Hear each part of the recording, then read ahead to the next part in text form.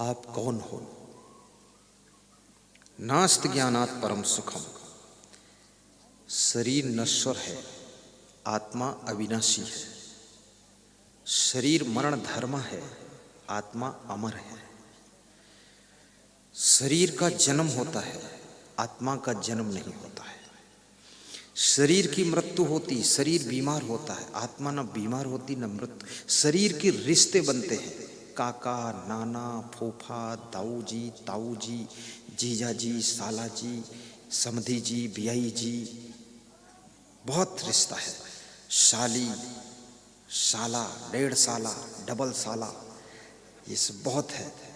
ससुर, ससुराल, सासू जी सा, ससुरा जी सा, दामाद, जमाई, दमादम मस्त कलंदर, जमाई का पहला नंबर, ये सब रिश्ते, ये सब शरीर के रिश्ते हैं। शरीर मरा कि रिश्ता मरा। और कभी कभी लोग जोश खरोश में तो जिंदा रहते हुए रिश्ते को मार डालते हैं, रिश्तों को खत्म कर देते हैं। लेकिन जो जीवित रहते हुए रिश्तों को मुर्दा करता है वो भी सुखी नहीं रह सकता है। याद रखना, जीवित रहो तब तक रिश्तों को रिश्ता बनाकर रखो, और जो रिश्ता को रिश्ता बनाकर रख सकता है वही फरिश्ता की यात्रा कर सकता है। जो रिश्ता में ही टूट गया वो फरिश्ता की राह पर कैसे जा सकता है। इसलिए आपके जो पिताजी हैं उनका ऐसा सम्मान करो। पिता को पिता ही समझो, माँ को माँ समझो।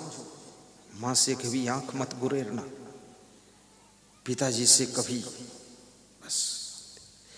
बेटे को बेटा रूप में समझो। कितने लोग कहते हैं हम बहू को बेटी समझते हैं, गलत समझ रहे हो। क्यों बेटी समझ रहे हो? बहू को बहू समझो। तुम्हारे बेटी, साइकिल को मोटरसाइकिल समझ लोगे थोड़े हो जाएगी मोटरसाइकिल। हाँ, गलत समझ रहे हो आप। जो जैसी चीज उसको वो पहुंचो। अब तुम कहो साधु को हम ससुर समझते हैं, से ससुर थोड़े है साधु वो तो साधु ही है। हाँ, बेटी को बेटी, बहू को बहू। जब तुम कहोगे कि हम बहू को बेटी की तरह मानते हैं तो बेटी तुमसे नाराज होगी कि बहू को बेटी मान लिया, फिर बेटी को क्या माना है? बेटी बेटी है, बहू बहू है, सासू सासू है, साली साली है, जीजा जीजा है। जो जो है रिश्ता में उसको उसी रिश्ते से आप टैकल कीजिए। उसको बेटी मानने की जरूरत नहीं। बेटी को तुम थप्पड़ भी मार सकते हो, बेटी को डांट भी सकते हो, बेटी को फटकार भी सकते हो, लेकिन बहू को नहीं ऐसा कर सकते हो। अगर बहू को ऐसा कर दिया तो बहू कुहू कुहू करेगी। हाँ, ये बहुत खतरा खड़ा करेगी। हाँ, बहुत, मैं जानता हूं इसका हाल।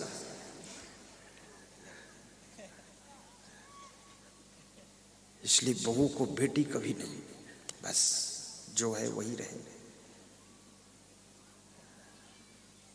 चेला को चेला समझो, शिष्य को शिष्य समझो, उसको बेटा मत समझो।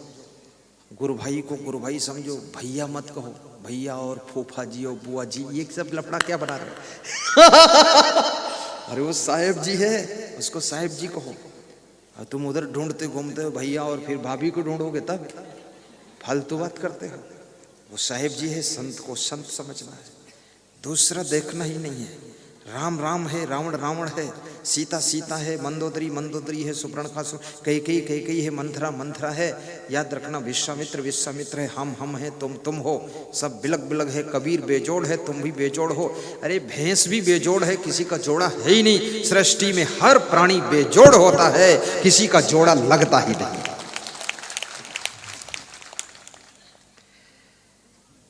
ऐसा समझना है। आनंद आ गई। तो आत्मा का ज्ञान बता रहा हूं, थोड़ी देर बताऊंगा, क्योंकि आत्मा के ज्ञान में ज्यादातर लोग सो जाते हैं। खतरा यही है, ज्यादा डीप में जाओ तो ये सोते हैं, और ज्यादा ऊपर रहो तो ये कुछ कहते हैं कि गहरे में नहीं गए, और गहरे में जाओ तो सो जाते हैं, उथले में रहो तो शिकायत करते हैं। बड़ा लफड़ा हमारी जिंदगी में भी है। तो मैं कभी कभी गहरे में जाता हूँ, फिर उथले में आता हूँ, इधर उधर तुमको हिलाता डुलाता रहता है। हाँ, इसलिए सत्संग को पैतरा बदलता रहता हूँ। जैसे कबड्डी में पाली बदल जाती है, ऐसे पाली बदल देता हूँ। तो तो आत्मज्ञान को समझो। आत्मा ये स्त्री भी नहीं है, आत्मा लड़की नहीं होता है, आत्मा लड़का भी नहीं, आत्मा पुरुष भी नहीं है, आत्मा किसी का नाना फूफा साला भी नहीं है। आत्मा से किसी जीव का नात न काहू से जानो, इसका किसी से नाता रिश्ता नहीं। आत्मा किसी से मोह रखता भी नहीं है। ये तुरंत शरीर मरा के निकल पड़ता है और फिर दूसरे घर में भी जन्म ले लेता है। गुजरात की आत्मा, यदि मरते समय तुमने हमको याद कर लिया और ऐसा याद किया कि नेपाल बॉर्डर से साहब आए थे, उसी समय ध्यान बना और शरीर झटके से छूट गया, तो उसी नेपाल बॉर्डर पर जन्म हो जाएगा। इसलिए याद मत करना। क्या याद करना? मरते समय पाठ को याद करना कि पाठ में सत्संग हो रहा है, गुरुजी प्रवचन कर रहे हैं, सब सुन रहे हैं, तो सत्संगी के घर में तुम्हारा जन्म हो जाएगा। इसको याद करना, क्योंकि नेपाल बॉर्डर पर जन्म लेकर क्या करोगे? उधर भी अलग लफड़ा रहता है, इधर ज़्यादा ठीक है।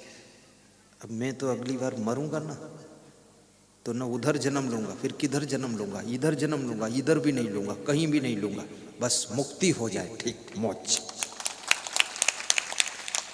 इधर भी जन्म लेकर क्या करोगे? मैं क्या करूंगा जन्म लेकर? इधर भी तो फिर प्रवचन करना पड़ेगा हमको।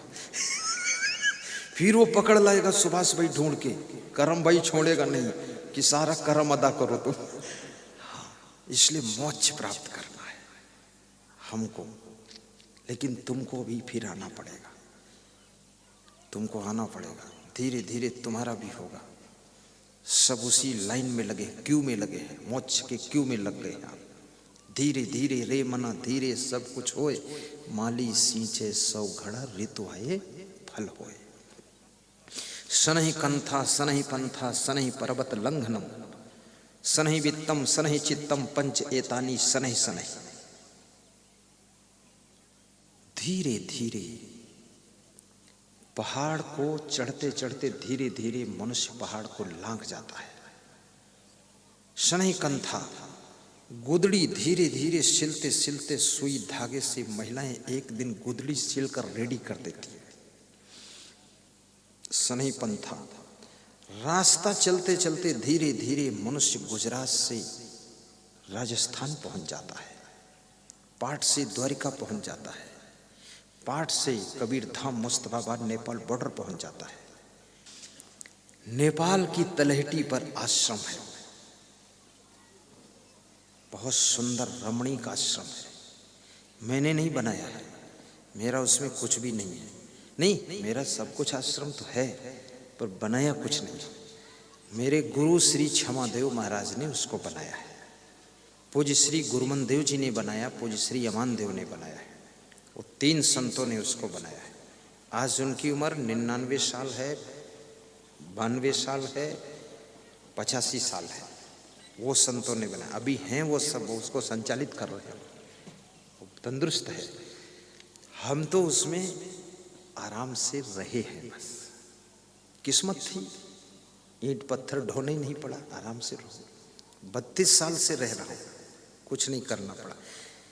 दूध की व्यवस्था भी है, आटा दाल चावल का कारखाना भी है, आम के बगीचे भी हैं, लीची के पेड़ भी है, नींबू भी लगा हुआ है, जामफल भी लगा हुआ है, आराम से तोड़ कर खाओ। ट्रकों आम फल होता है वहाँ आश्रम में। बहुत बड़ी जगह है, 60 एकड़ भूमि भी है, सरोवर भी है, प्रबल आश्रम बना दिया। और हमने उसमें धेला भर कुछ नहीं किया, बस जय बजरंग बली बोलो, एक गिलास दूध पी लो। बस ये सब आनंद करते वहाँ संत लोग, ये सब इसीलिए तो खुश रहते, ये सोचते रहते कब कबीर धाम जाऊं, एक एक भैंस का दूध एक एक साधु पी जाए। हाँ, पूरा वहाँ कुछ नहीं हमारा और काम नहीं रहता। वहाँ गुरुजी हमारे बहुत अलर्ट रहते हैं। अभी 99 साल की उम्र में संचालन कर रहे हैं। अभी उनसे हम दर्शन करके आए, मिल करके तो बोल रहे थे, अरे हम कोई अभी कमजोर हैं क्या? तो मैंने कहा कौन कहता कमजोर? बोले कोई समझ न ले कमजोर, अभी ताकत है बहुत। तो हमने कहा 99 साल में अभी उनको चश्मा भी नहीं लगता है, उनके दांत नहीं गिरे, वो चना चबाते 99 साल में, किताबें पढ़ते हैं, लिखते भी हैं, अभी हाथ भी नहीं हिलता उनका। और प्रवचन सुनाते हैं 5-5 घंटे। अभी वो जो भक्त पहुंच जाए दर्शन देते हैं 8-8 घंटे तक। बहुत जबरदस्त स्टेमिना पावर उनके पास है। और ये मेरा भाग्य है। और फिर मेरे जिस शिष्य लोग ये, अब मेरी जिंदगी बड़ी मजेदार है। शायद इस पंथ में सबसे सुखी आदमी मैं हूं संतों में, क्योंकि गुरु भी स्ट्रिक्ट है अभी ताकतवर पूरा, और गुरु भाई भी ताकतवर, और फिर हमारा चेला वो भी बहुत ताकतवर। ये सब चेला तो ये भी ताल ठोक कर बोलता है आपको कमरे से नहीं निकलना है। तो मैंने कहा बिल्कुल नहीं निकलूंगा, दरवाजा बंद करो। बोलता सारी सगवड़ अरेंजमेंट मैं करूंगा। तो मैंने कहा वेरी गुड, बहुत अच्छा है, सब मैनेजमेंट करते हैं। तो जो आदमी सब तरफ से निश्चिंत हो, सुखी हो, लोग सोचते ये क्यों हंसते हैं? हंसता इसीलिए हूं, कोई लोड ही नहीं, कोई लोड वोट नहीं, बस खुश रहो। बस संभालने वालों को मैं संभालता हूं। क्या करता हूं? गुरुदेव का भी ध्यान रखता हूं मैं, गुरुमन देव का ध्यान रखता हूं, अमान देव का ध्यान रखता हूं, सब गुरु भाइयों का, सब शिष्यों का भी ध्यान रखता हूं। इनको संभालने की जिम्मेदारी रखता हूं। कोई संत को कोई तकलीफ ना हो। अगर आप अपना ट्रैक्टर संभाल लोगे तो खेत की जुताई तो ट्रैक्टर खेती बाड़ी खुद संभाल लेगा, और ट्रैक्टर कुआं में गिरा दोगे तो खेत आपका बिना जोता हुआ पड़ा रहेगा। इसलिए आप ट्रैक्टर संभालो तो ट्रैक्टर सब संभाल देगा। ऐसे अपने फैमिली के सदस्यों को संभाल लो तो फैमिली के सदस्य सारा कारोबार संभाल लेंगे, फिर आपको टेंशन कम रहेगी। इनको संभालना जरूरी होता है। संभालने वालों के लिए संसार स्वर्ग है। और जो खुद भी अपने को नहीं संभाल पाते, कोई दूसरों को क्या संभालेगा? पहले खुद को संभालना पड़ता है। जो खुद ही फिसले पड़े हुए हैं, खुद ही गिर पड़े हैं, खुद ही लड़खड़ा रहे हैं, और संभालना क्या है? सबसे पहले अपने मन को संभालो, अपनी इंद्रियों को संभालो, अपने विचारों को संभालो, अपने स्वभाव को संभालो, अपने चरित्र को संभालो, अपने कर्म को संभालो, अपने व्यवहार को संभालो, अपनी वाणी को संभालो। जिसने ये सब अपनी जिंदगी को संभाल लिया, याद रखना फिर वो दूसरे लोगों को भी संभालने की ताकत पा जाता है। इसलिए हनुमान चालीसा में लिखा है कि आपन तेज संहारो वापे, और तीनों लोग हाँकते कांपे। ये लिखा है कि नहीं लिखा? वहां ये नहीं लिखा है कि कुछ और संभालो। कहते हैं अपना तेज अगर संभाल सकते हो, अपने आप को संभाल सकते हो, तो तुम तीनों लोग संभाल सकते हो। और कबीर साहब भी कहते हैं, करो बहिया बला अपनी छाण वीरानी आस, और जाके आंगन नदिया बहे सो कस मरे प्यास। अपनी बाहु भुजाओं का बल करिए, पराधीनता छोड़िए, योग्यता को हासिल करिए, अपनी योग्यता का प्रयोग कीजिए। पहले तो योग्य बनिए, और योग्य बन गए तो उसका प्रयोग कीजिए। कितने लोग योग्य नहीं हैं तो प्रयोग क्या करें, और कितने लोग योग्य हैं लेकिन योग्य होने का प्रयोग नहीं कर पाते। क्योंकि योग्यता का प्रयोग करने के लिए स्वभाव को सुधारना पड़ता है।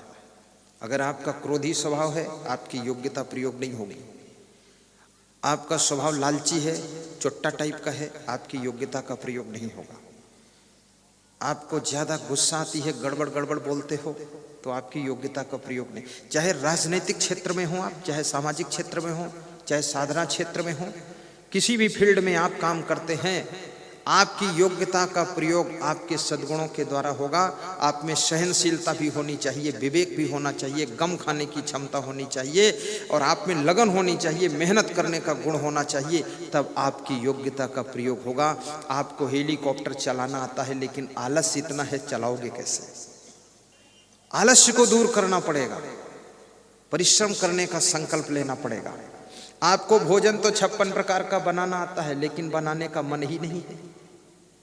और अकेले थोड़े 56 प्रकार का भोजन बन जाएगा। 56 प्रकार का भोजन बनाने के लिए कम से कम 20 प्रकार के लोग साथ में सहयोगी चाहिए, और 20 प्रकार के जो लोग सहयोगी होंगे उनके साथ तालमेल बिठाने की कला भी चाहिए, उनकी थोड़ा गम भी खाने की कला चाहिए।